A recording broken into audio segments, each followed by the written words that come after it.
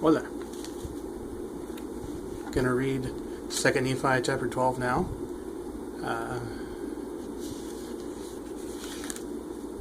I invite you to hit pause and say a prayer so you can get discernment, as I have in all my previous videos.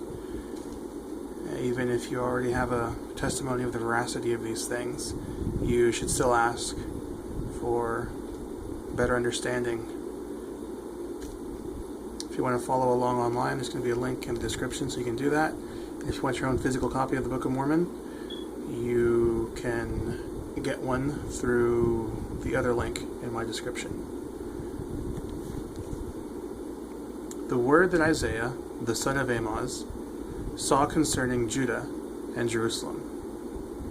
And it shall come to pass in the last days, when the mountain of the Lord's house shall be established in the top of the mountains, and shall be exalted above the hills, and all nations shall flow unto it. And many people shall go and say, Come ye, and let us go up to the mountain of the Lord, to the house of the God of Jacob, and he will teach us of his ways, and we will walk in his paths.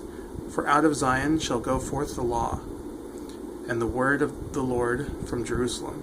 And he shall judge among the nations, and shall rebuke many people, and they shall beat their swords into plowshares, and their spears into pruning hooks.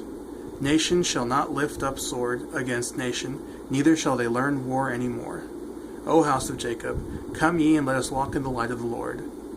Yea, come, for ye shall all gone astray. Ye have all gone astray. I saw that.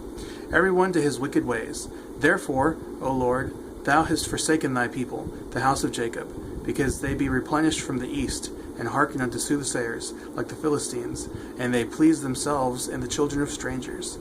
Their land also is full of silver and gold, neither is there any end of their treasures. Their land is also full of horses, neither is there any end of their chariots. Their land is also full of idols. They worship the work of their own hands, that which their own fingers have made. And the mean man boweth not down, and the great man humbleth himself not. Therefore, forgive him not. O ye wicked ones, enter into the rock, and hide thee in the dust. For the fear of the Lord and the glory of his majesty shall smite thee. And it shall come to pass that the lofty looks of man shall be humbled, and the haughtiness of men shall be bowed down. And the Lord alone shall be exalted in that day. For the day of the Lord of hosts soon cometh upon all nations, yea, upon every one, yea, upon the proud and lofty, and upon every one who is lifted up, and he shall be brought low. Yea, and the day of the Lord shall come upon all the cedars of Lebanon, for they are high and lifted up, and upon all the oaks of Bashan. I think that's how it's said. And upon all the high mountains, and upon all the hills, and upon all the nations which are lifted up, and upon every people, and upon every high tower, and upon every fenced wall, and upon all the ships of the sea, and upon all the ships of the Tarshish, I think, and upon all pleasant pictures. And the loftiness of man shall be bowed down, and the haughtiness of men shall be made low, and the Lord alone shall be exalted in that day. And the idols he shall utterly abolish, and they shall go into the holes of the rocks, and into the caves of the earth. For the fear of the Lord shall come upon them, and the glory of his majesty shall smite them down, or shall just smite them, when he ariseth to shake terribly the earth.